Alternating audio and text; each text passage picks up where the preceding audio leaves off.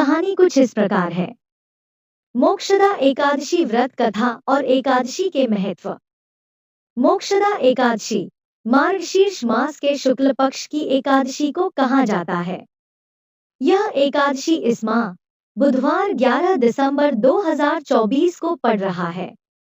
यह व्रत भगवान विष्णु जी को समर्पित होता है। सभी एकादशी व्रत भगवान विष्णु को ही समर्पित होते हैं, लेकिन उनके साथ ही साथ मां लक्ष्मी जी के भी पूजन का विधान है। मोक्षदा एकादशी के फायदे। धार्मिक मान्यताओं के अनुसार मोक्षदा एकादशी का व्रत रखने से घर में सुख समृद्धि और शांति आती है। ऐसा मानते हैं कि इस व्रत को करने से पितरों को भी मोक्ष प्राप्त होता है। इस व्रत को करने से संतान प्राप्ति का आशीर्वाद भी प्राप्त होता है। मोक्षदा एकादशी का व्रत रखने से व्यक्ति के पाप नष्ट हो जाते हैं और उसके जीवन में खुशियां आ जाती हैं। एकादशी तिथि प्रारंभ 11 दिसंबर 2024 को तड़के 3:42 बजे। एकादशी तिथि समाप्त 12 दिसंबर 2024 को मध्यरात्रि 1:09 बजे।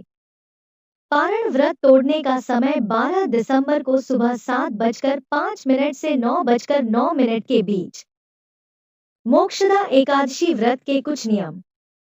ऐसा मानते हैं कि किसी भी एकादशी तिथि के दौरान चावल नहीं खाने चाहिए। यह भी कहते हैं कि इस दिन तुलसी के पत्ते नहीं तोड़ने चाहिए। कहा जाता है कि इस दिन फल फूल भी नहीं तोड़ने चाहिए, इसलिए भगवान को चढ़ाने वाले फूल और पत्ते एक दिन पहले ही तोड़ लेना चाहिए। दूसरे व्यक्ति द्वारा दिया गया अन्न या भोजन भी ग्रहण नहीं करना चाहिए। मानते हैं कि ऐसा करने से मनुष्य का पुण्य कम हो जाता है। इस दिन क्रोध करने से बचना चाहिए। बहुत ही शांत तथा सात्विक तरीके से इस एकादशी व्रत को संपन्न करना चाहिए। मोक्षदा एकादशी व्रत कथा और एकादशी का महत्व।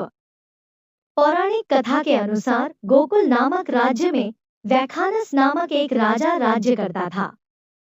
वह बहुत ही धार्मिक था। उसके राज्य की प्रजा बहुत सुखी थी। वह प्रजा जन का हितकारी राजा था। सभी वेदों के ज्ञानी उसके राज्य में निवास करते थे। एक बार उस राजा ने एक स्वप्न देखा कि उसके पिताजी नरक में बेहद कष्ट भोग रहे हैं और वे उससे नरक से बाहर निकाल लेने की प्रार्थना कर रहे हैं। स्वप्न टूटने के बाद राजा बहुत विचलित हुआ। इसका क्या कारण है यह जानने और उसके निवारण हेतु उन्होंने सभी विद्वानों को बुलाया और इस स्वप्न के बारे में बताया। जब कोई कुछ नहीं बता सका तो उन्होंने राजा को पर्वत मुनि के आश्रम में जाने का सुझाव दिया, जो कि भूत, भविष्य व वर्तमान सभी कुछ देख सकते थे। राजा उनके आश्रम जाकर यथायोग्य अभिवादन के पश्चात अपनी चिंता का कारण बताया। पर्वत मुनि ने अपने ध्यान साधना से राजा के पिता के पाप कर्मों को जान लिया। उन्होंने राजा को सब कुछ बताकर उन्हें मोक्षदा एकादशी का व्रत करने को कहा, जो कि समस्त मासों में उत्तम मार्गशीर्ष माह में पड़ता है। राजा ने तब कुटुंब सहित मोक्षदा एकादशी का व्रत किया। उससे प्राप्त पुण्य को पिताजी को सौंप दिया, जिससे उनको नरक से मुक्ति मिल गई। पिता ने प्रसन्न होकर राजा को ढेरों आशीर्वाद दिए।